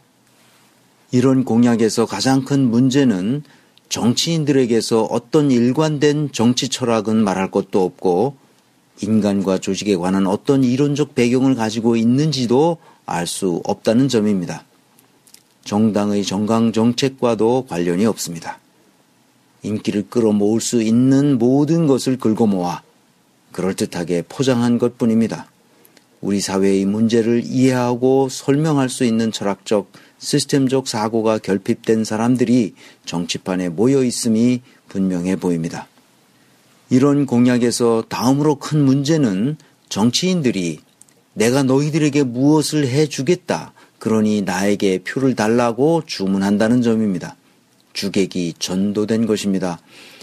주인의 뜻이 무엇인지 분별하여 그대로 실행하면 되는 것입니다. 주인의 뜻이 무엇인지 묻고 그대로 실행할 수 있는 시스템을 마련하겠다고 하면 됩니다. 그것이 바로 직접 민주제입니다. 지금까지 우리 정치판은 주인인 시민들의 손발을 꽁꽁 묶어놓은 채 주인이 원하는 대로 다 해주겠다고 약속하는 꼴입니다. 머슴들이 주인에게 병 주고 약 주는 셈이죠. 이런 식의 병 주고 약 주는 공약은 결코 지켜지지 않습니다. 일단 승자가 되면 모든 것을 독식하고 자기 마음대로 할 수 있기 때문이죠. 이승만 정부 이후 지금까지 70년간 이 짓을 반복해왔습니다. 이렇게 된 근본 원인은 민의를 반영하지 못하는 국가운영 시스템 때문입니다. 촛불 민심에서 보았듯이 민심이 정치판에 그대로 반영되지 않도록 국가운영 시스템이 설계되었다는 말입니다. 그래서 두 번째 단계로 넘어갑니다. 당선된 정치인들은 자신들의 기득권에 유리한 구조를 만들게 됩니다. 민의를 전혀 반영하지 않습니다. 정치인들은 자본 권력에 포획된 채 자신들에게 유리한 제도와 입법을 하게 됩니다. 복지를 주장하는 정치인은 공공부문에서 수십만 명을 채용해서 소득 주도형 경제성장을 이룩하겠다고 주장합니다. 이런 정치인들은 이 세계가 지금 어디로 가는지 전혀 모르고 있습니다. 지금은 제4차 산업혁명의 시대입니다. 독일에서 나온 문서를 보면 2035년쯤 되면 소위 인더스트리 4.0 시대가 원숙한 경지에 오를 것으로 내다보고 있습니다. 그러면 현재의 직업 중 47%에서 50%가 사라집니다. 더구나 블록체인 기술이 활성화되는 스마트 컨트랙 또는 트러스트 컨트랙은 신뢰할 만한 제3자를 필요로 하지 않고도 얼마든지 피어 투 피어의 거래가 가능해집니다. 때문에 정부를 포함한 공공부문의 인력이 대폭 줄어들게 됩니다.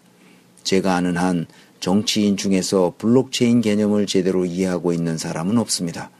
이런 시대의 변화를 모른 채 수십만 명의 일자리를 공공부문에서 만들겠다는 공약은 몰라도 너무 모르는 얘기를 하고 있는 것입니다. 그래서 세 번째 단계로 나아갑니다. 이런 엉터리 같은 공약과 허술하기 짝이 없는 시스템 때문에 청와대는 말할 것도 없고 지위고하를 막론하고 부정부패에 물들어 있습니다. 곳곳에서 매관매직이 일어나고 있습니다. 가장 순수한 영역으로 남아있어야 할 언론과 대학, 사법부와 종교인들은 오히려 시장 경제의 주체인 기업인들보다 더 부패했으면 부패했지 덜하지 않습니다.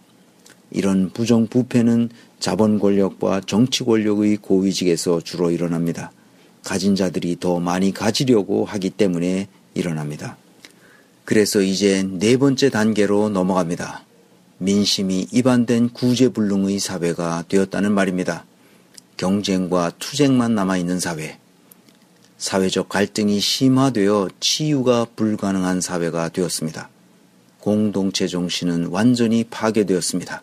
그러니 양아치 같은 놈들이 정치판에 끼어들어 국가와 국민을 위해 한 몸을 불사르겠다고 떠들고 있습니다. 이런 상황에서 정치인들이 할 수 있는 것은 이 불합리한 악순환 고리를 더욱 튼튼하게 만드는 길밖에 없습니다. 상호 모순되지만 불합리하지만 단편적이지만 실현 가능성도 없지만 아주 선정적인 그래서 주목받을 만한 공약들을 세게 내지릅니다. 나아가 정치인들은 정치적 아젠다를 선점하려고 애씁니다. 국회와 청와대를 세종시로 옮기겠다. 재벌들을 해체시키겠다. 공공부문에서 수십만 명을 채용하겠다. 대학 등록금을 반값으로 내리겠다. 기초노령연금을 2배로 인상하겠다. 심지어 블록체인이 뭔지도 모르면서 블록체인 정당을 만들겠다. 셀 수 없이 많은 공약을 내세웁니다. 여러분, 이게 다 거짓말인 거 아시죠? 그래서 어떻게 해야 하느냐? 이 모든 문제를 해결하는 유일한 해법은 민의를 그대로 반영하는 시스템을 만드는 것입니다. 민의를 반영하지 못하고 민의를 조작하는 공약을 내세워서 당선되는 이 원시적인 구조가 문제의 핵심입니다. 민의를 진정으로 반영하는 정치 구조는 직접민주주의밖에 없습니다. 직접민주제가 되면 의회의 역할이 근본적으로 바뀔 수밖에 없습니다. 시민 입법이 가능해지는 순간 의회는 입법기관으로서 민의를 반영하는 입법을 하지 않으면 안 될 것입니다. 예를 들어 만약 의회를 통과한 법률안이 시민 의사를 무시한 것이라면 시민 5만 명이 청원한다든지 하는 일정한 조건이 만족되는 경우 그 법률안을 국민투표에 붙여야 하고 국민투표에서 부결되면 그 법률안은 곧바로 폐지되도록 하는 것입니다. 그러면 의회에서 감히 시민 의사에 반하는 입법을 할 수 없게 됩니다. 나아가 반드시 입법해야 할 중대한 사안이 있음에도 의회에서 입법 행위를 태만히 하고 있을 때에는 시민 입법안을 청원할 수 있고 국민투표를 통해 법률을 통과시킬 수 있습니다. 이것이 바로 스위스의 직접민주주의입니다. 스위스는 지구상에서 가장 높은 생산성과 창의성을 발휘하는 나라에 속합니다. 의회 민주제와 직접민주제가 병행되고 있기 때문입니다. 스위스는 인구 800만 명의 작은 나라이기 때문에 그렇게 할 수 있다고 말하는 것은 시대에 뒤진 생각이고 비합리적인 주장입니다. 교통과 통신이 발달하지 않았던 19세기적 발상입니다. 지금은 제4차 산업혁명의 시대요, 모바일 시대요, 블록체인의 시대입니다. 800만 명이 아니라 8천만 명을 넘어 8억 명이라도 투표할 수 있는 방법은 아주 쉽습니다. 문제는 어떤 사안에 대해 다양한 의견들이 절대 다수가 합의하는 단일한 해결책으로 수렴될 수 있느냐입니다. 이것 또한 그리 어렵지 않습니다. 문제에 대한 해결책을 제시하는 여러 대안들이 경쟁적으로 상호작용하면서 토론의 과정을 거치도록 프로그래밍하면 얼마든지 출퇴근 시간에도 모바일을 통해 사태의 진실을 이해할 수 있습니다. 이렇게 되면 특정한 계층이나 특정한 직업군에만 유리한 입법안은 거부될 것이고 국리민복의 가장 합리적인 입법안을 시민들이 선택할 수 있습니다. 이것이 바로 집단지성의 힘을 믿는 민주주의의 본질입니다. 이렇게 정치는 시민이 직접 하는 것입니다. 우리의 일상적인 삶이 곧 정치입니다. 그래서 독일인들은 직원들의 임금 수준에 관한 노사 협상을 임금정치, 즉 타리프 폴리틱이라고 말합니다. 서로 대화하고 합의하는 과정을 곧 정치라고 생각하는 것입니다. 시민 모두가 정치인이 되는 사회가 곧 진정한 민주주의 사회라고 할 수 있습니다. 본래 정치는 시민들이 스스로 해야 할 일인데 생업으로 일이 많아서 일일이 정치를 할 수 없으니 대리인을 뽑아서 다시 말하면 머슴을 두어서 그 일을 시키는 것뿐입니다. 그러므로 정치인은 시민의 뜻을 따라 입법 행위를 하는 대리인이요 머슴에 불과하다는 사실을 분명히 알아야 합니다. 게르만 모델과 스칸디나비아 모델이 이 사실을 잘 보여주고 있습니다. 우리 모두 선거는 우리 시민들을 이끌어주는 지도자를 뽑는 것이 아니라 머슴을 뽑는 행사로 생각하면 좋겠습니다. 다음 시간에는 직접 민주주의는 사회에 어떤 효과를 가져다 주는지 살펴보겠습니다. 지금까지 최동석 인사조직연구소장이며 아시아 연구 네트워크 인사조직 혁신센터장인 최동석 박사였습니다.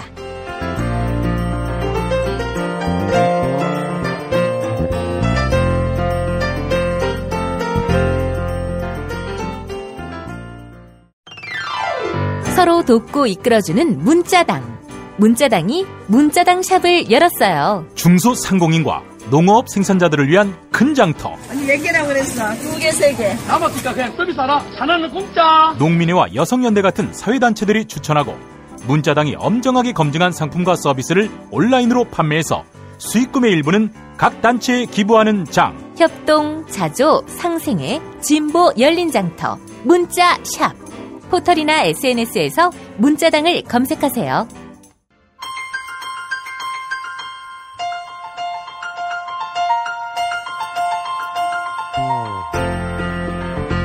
최동석 칼럼.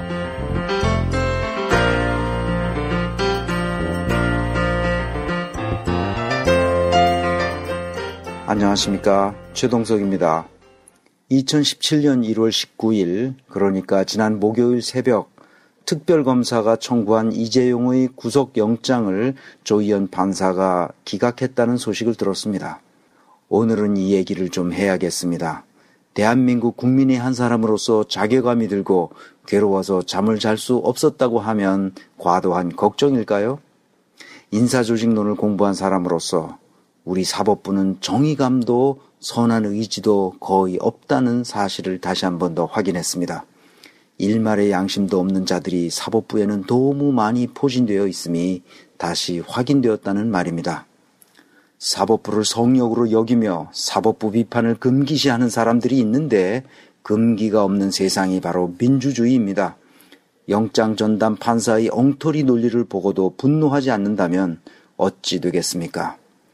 사법정의와 민주주의와 시대정신을 거부하는 판사들을 그냥 두어야 한다는 말입니까? 사법부는 썩었습니다. 이재용은 국정조사 당시 거짓말로 일관했다는 사실 하나만으로도 구속시켜야 마땅합니다. 왜냐? 이재용은 평범한 직장인이 아니기 때문입니다. 삼성제국의 지혜롭지 못한 제왕입니다. 그는 사회적으로 막중한 역할과 책임이 있는 사람입니다. 그에 걸맞은 사회적 의무를 다해야 하는 사람입니다. 모른다, 기억나지 않는다는 답변으로 피해갈 수 있도록 내버려 두어서는 안 됩니다. 행위에는 책임이 따른다는 사법 정의를 세워야 합니다. 이재용이 풀려나면 자본 권력을 동원하여 자신의 무죄를 입증하기 위해 물적 자원을 총동원할 것입니다. 그들은 지금까지 그래왔습니다. 그 재벌의 하수인처럼 행동해왔던 검찰을 도저히 믿을 수 없었기 때문에 국회가 특별검사를 임명하여 수사를 했고 그 과정에서도 무수한 거짓말과 증거인멸과 증거인멸 시도가 자행되어 왔음이 백일하에 드러났습니다. 법원은 수사 과정에서 이재용을 구속함으로써 삼성제국과 이재용을 완전히 분리시켜야 했습니다. 증거를 더 이상 인멸하지 못하도록 했어야 한다는 말입니다. 검찰의 엉터리 수사로 말미암아 특별검사의 영장 청구도 늦어졌는데 판사까지 영장을 기각하다니 대한민국의 앞날이 참담한 상황입니다. 이것은 법률의 문제가 아니라 이 시대를 살아가는 인간으로서의 최소한의 양심에 관한 문제입니다. 인간이란 무엇인가에 대해 가장 깊이 고민했던 철학자는 아마도 칸트일 것입니다. 인간이 인식할 수 있는 것이 무엇인지를 천착한 칸트는 확고한 결론을 내렸습니다. 인간에게만 주어진 순수한 사변이성은 옳고 그름을 인식할 수 있고 순수한 실천이성은 선악을 구분하여 행동하게 하며 순수한 판단력은 아름답고 추한 것을 선별할 수 있는 힘이라고 했습니다. 다시 말하면 인간에게는 진선미를 분별하여 종합 판단할 수 있는 능력이 본래부터 내재되어 있다는 말입니다. 지금 대한민국의 사법부는 순수한 이성의 작용이 멈춘 상태라고 저는 판단합니다. 이것은 법률의 문제가 아니라 인간 이성이 작동하느냐 않느냐의 문제라는 말입니다. 저는 사법부의 행태를 도저히 용납할 수 없습니다. 초등학교만 졸업해도 대한민국의 역사는 어느 정도 이해합니다.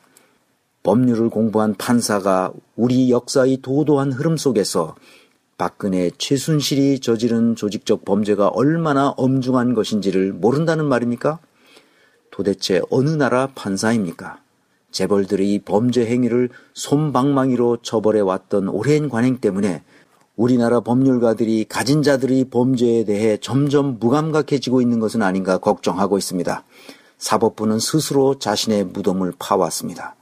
전국의 법률가들이 이런 몰상식한 판사를 탄핵하라고 들고 일어나야 하리라 생각합니다. 특검은 구속영장을 재청구하여 이재용을 구속 상태에서 재판을 받게 해야 할 것입니다. 미국에는 리코법이라는 게 있다고 합니다. 조직적인 범죄 집단을 일망타진하기 위한 법률입니다. 우리에게는 그런 법률이 없습니다. 박근혜, 최순실과 같은 조직 범죄를 일망타진하도록 하는 제도적 장치가 마련되어 있어야 하는데 법률 체계가 미비하여 이런 엄청난 조직 범죄를 단순한 개인 범죄로 접근하고 있습니다. 조직 범죄를 이렇게 원시적으로 수사하다 보니 꼬리 자르기를 하는 등 조직 범죄 구성과 그 의도를 완전히 근절시키지 못하고 있습니다.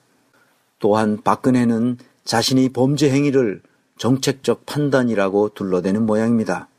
과거 고위 공직자들의 정책적 판단 오류에 대해 사법부가 면죄부를 주어왔기 때문에 그런 전략을 쓰는 것 같습니다. 보편적 상식이라면 중요한 정책적 판단을 내리고자 할 때는 각계각층의 이해관계자들 의견을 수렴해야 정상입니다. 중요한 것일수록 독자적으로 혼자 결정하도록 해서는 안 됩니다. 우리에게는 이런 제도적 장치도 마련되어 있지 않습니다. 정책 판단을 하기 위해서는 수기 과정을 거쳐야 하지만 그런 절차와 과정에 관한 법률이 미비합니다. 예를 들면 대우조선해양을 비롯한 조선산업에 수조 원의 정책 자금을 지원하면서 아무런 근거도 합의 문서도 없이 결정해버렸습니다. 그런 불상사가 나타났음에도 국회는 아무런 제도 개선을 위한 입법 활동을 하지 않고 있습니다. 대통령을 비롯한 고위 공직자들의 정책적 판단이라고 해서 면죄부를 주면 안 됩니다. 그런 정책적 판단을 내릴 수밖에 없는 납득할 만한 합리적 근거가 있어야 하고 그런 근거가 없다면 그것은 범죄일 수밖에 없습니다. 심지어 통치 행위라고 하면서 비자금을 만들어 쓰는 것에도 면죄부를 주어 왔습니다. 이것은 정말이지 잘못된 것입니다. 이런 잘못된 관행들이 한둘이 아닙니다. 피라미드형 계급 구조로 조직을 설계하고 그 정점에 있는 1인에게 모든 권력과 권한을 몰아준 후 그의 마음대로 정책적 판단을 내릴 수 있도록 국가조직 운영 시스템을 설계했습니다. 이런 설계는 인간에 대한 이해가 부족했기 때문입니다. 인간의 선한 의지는 드러나고 악한 의지는 억제되도록 했어야 함에도 그런 조직론에 대해서는 무지했습니다. 왕조시대와 진배 없는 구조를 그대로 가지고 있기 때문입니다. 조직론이 없는 사회의 그 비참함과 그런 사실에 대한 반성도 없는 천박함을 그대로 드러낸 인물이 바로 박근혜입니다. 독일에서는 어떻게 정책 판단을 내리는지 간단히 살펴보겠습니다. 정책 결정은 Mitbestimmungsgesetz라는 공동결정법에 근거하여 반드시 공동으로 결정하도록 했습니다. 중요한 사안일수록 더욱 그렇습니다. 정부에서도 기업에서도 역시 공동으로 결정해야 하며 독자적으로 또는 일방적으로 결정하여 명령하거나 지시할 수 없습니다. 이것은 의사결정 과정에서 집단지성이 발현될 수 있도록 하는 매우 민주적인 절차입니다. 이런 과정이 없는 결정은 그 효력을 상실합니다. 의회뿐만 아니라 행정부에서도 기업에서도 합의제 민주주의가 실현되고 있습니다. 이런 게르만 모형이나 스칸디나비아 모형과 비교해보면 한국식 모형에는 국가 조직을 운영하는 철학적, 윤리적, 조직론적 사유가 결핍되었다는 것을 알 수 있습니다. 정치인들은 사법부가 잘못된 판단을 할 수 없도록 제도 설계와 입법을 위해 적극적으로 활동했어야 합니다. 그러나 우리 정치인들은 자본 권력에 포획되어 자신의 이익을 위해서는 열심히 입법 활동을 했지만 정작 시민들의 의사는 무시해왔습니다. 그 바람에 이 지경까지 왔습니다. 그동안 국가 조직의 운영을 합리화하려는 노력이 거의 없었음이 이번 사태를 통해서도 다시 한 번 더 확인하게 되었습니다. 입법부에서는 삼성제국이라는 거대한 자본 권력이 검찰과 사법부의 판단을 압도하지 못하도록 하는 근본 조치를 취했어야 합니다. 그렇게 해야 이재용이 무슨 짓을 저질렀는지 보다 더 실체적 진실에 가까운 증거들을 특별검사가 찾아낼 수 있었을 것인데 그 길을 사법부가 막아버리고 말았습니다. 판사들은 어느 편에 서야 자신의 일생에 도움이 될지를 생각하면서 판결했다고 밖에 볼 수 없습니다. 이것은 법률 이전에 일반인의 보편적 상식에 속하는 문제입니다. 나는 법률가들이 사회를 보는 눈이 법조문에만 고정되어 있는 사태에 대해 염려해 왔습니다. 역사와 세계와 이 시대 정신이 어떻게 흘러가고 있는지 전혀 이해하지 못하는 근시안적이고 졸렬하기 짝이 없는 자들이 법복을 입고 있습니다. 물론 훌륭한 법률가들이 없는 것은 아니지만 정말 소수에 불과합니다. 이것은 김기춘, 우병우, 홍만표, 진경준, 조윤선 같은 법률 기술자들을 만들어내는 우리 법학교육의 문제이기도 합니다. 유전무죄, 무전유죄 현상은 사법부가 스스로 만들어온 참담한 현상입니다. 사법부의 흑 역사에 대해서는 더 이상 말하고 싶지도 않습니다. 이제 민주화로 나아가는 도도한 흐름을 보더라도 법률가들이 제정신을 차려야 합니다. 사법부는 스스로 정화되기 어려운 조직이 되었습니다. 그들이 거듭날 수 있도록 외부의 강력한 충격이 필요합니다. 그래야 사법부가 근본적으로 혁신될 수 있을 겁니다. 자본 권력과 정치 권력이 사법부의 판사들에게 영향을 전혀 미치지 못하도록 하는 환경 조건을 만들어주면 됩니다. 우리 사법부를 저렇게 방치해서는 안 됩니다. 이것도 의회에서 정치인들이 논의해야 합니다. 그러나 정치인들은 손 놓고 있습니다. 인사조직론의 관점에서 사법부의 환경 조건을 어떻게 정비해야 하는지는 추후에 논의하겠습니다만 그 근본 원칙은 국가 운영의 모든 면에서 직접 민주주의 정신을 실행하는 것입니다. 이제 우리가 지금까지 시리즈로 생각해왔던 직접 민주주의에 대해 조금 더 계속 이어가 보겠습니다. 소수의 정치인들과 고위 공직자들에게 나라를 맡겨두어서는 나라꼴이 점점 개판이 되어가기 때문에 저는 시민들의 집단지성이 그대로 국정 운영에 반영되도록 하는 직접 민주주의를 강조해왔습니다. 선거 때마다 수많은 공약이 제시되었지만 시민들의 의사는 결코 반영되지 않았습니다. 만약 시민들의 의사가 반영되었다면 가진 자들이 이렇게 엄청난 부정부패를 저지르는 나라가 되지는 않았을 것입니다. 우리나라가 이렇게 된 데에는 자산 수준과 소득 수준에 따라 뚜렷하게 구별되는 계급사회가 되었기 때문입니다. 정치 권력과 사법 권력을 가진 자들은 자신들의 이해관계에 따라 더 높은 계급으로 편입되도록 행동하는 관행이 당연한 것처럼 인식되어 왔습니다. 전관예우 관행이 그것입니다. 이것을 뿌리 뽑아야 하지만 정치인들은 관심이 없습니다. 더구나 전관예우의 관행으로 그 사회적 계급이 상승하면 그 계급은 자식들에게까지 세습되고 있다는 데 더 큰 문제가 있습니다. 오늘날 자본 권력이 0.1%의 최상위 계급을 독차지하고 있습니다. 해방 후 지금까지 그들이 자본 권력을 지속적으로 확장시켜 왔기 때문입니다.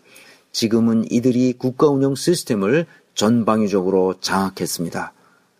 그들을 감싸고 도는 비호 세력들이 온갖 편법과 불법을 저지르고 있음이 이번에 밝혀진 것입니다. 정치인들이 정의로운 나라, 행복한 나라, 누구나 자신의 재능을 마음껏 발휘할 수 있는 나라를 만들겠다는 약속을 해왔습니다. 그러나 그런 약속은 한 번도 지켜지지 않았습니다. 헌법도 여러 차례 바꾸어 왔습니다. 수많은 법률을 제정해 왔습니다. 수많은 선거를 치렀습니다. 이 모든 것이 허사였다는 것은 분명해졌습니다. 지난 칼럼에서 언급했듯이 해방 후 70년간 이 악순환 고리에 걸려들어 시민들의 삶은 점점 피폐해졌습니다. 87년 체제는 박근혜 최순실 사태로 마감되었습니다. 이 엄청난 사건을 마무리한 후에 87년 체제를 적당히 손질해서 다시 쓸 수 있다고 생각하는 사람들도 기득권층에는 꽤 있을 것입니다. 헌법을 바꾸는 척하면서 이런저런 핑계를 대고 자신들에게 유리한 타협책을 내놓으려 할 것입니다. 지금까지 해보지 않았던 직접 민주주의를 실행할 리가 없습니다. 그러나 우리 시민사회는 과감히 직접 민주주의로 나아가야 합니다. 우리는 시민들의 집단지성을 믿어야 합니다. 수백만 명의 촛불 집회에서 보았듯이 광장민주주의의 저 성숙한 시민의식을 우리가 믿어야 합니다. 수백만 명이 모인 촛불 집회에서 단 한 건의 불상사도 일어나지 않았고 오히려 거리는 더 깨끗해졌다는 이 사실은 촛불 민심의 국가 조직을 운영해도 되겠다는 확신을 갖게 했습니다. 엘리트들에게 정치를 맡기면 오히려 박근혜 같은 저질스러운 인간들에게 국정이 농락당하기 십상입니다. 한국식 의회 민주주의는 이제 시효가 끝났음이 분명해졌습니다. 직접 민주주의를 통해 보완되지 않으면 안 됩니다. 사법부의 행태에 분노하지 않을 수 없는 주말이 되었습니다. 이제 시민들은 사법부 때문에 또다시 촛불을 더욱 높이 들어야 합니다. 오늘도 광화문 광장에서 뵙겠습니다. 이번 시간에 다루지 못한 직접 민주주의의 실질적 효과가 무엇인지는 다음 시간에 계속 이어질 예정입니다. 지금까지 최동석 인사조직연구소장이며 아시아 연구네트워크 인사조직혁신센터장인 최동석 박사였습니다.